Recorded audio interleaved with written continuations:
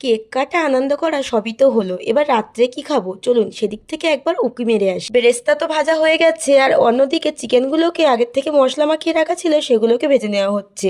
তো আজকের রান্না কিন্তু আমাদের দাদা।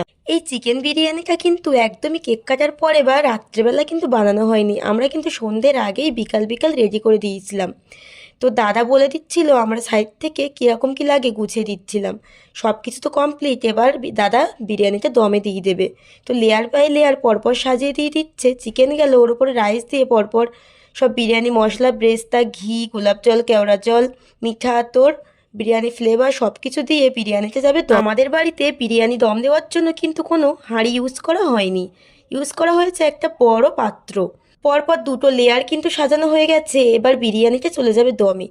আর এই যে পুরো বিরিয়ানির রান্নাটা, এটা কিন্তু পুরোটাই হয়েছে মাটির উনুনে। বিরিয়ানিটা দমে দিয়েই কিন্তু আমরা সবাই চলে গিয়েছিলাম অ্যানিভার্সারি সেলিব্রেশন করতে।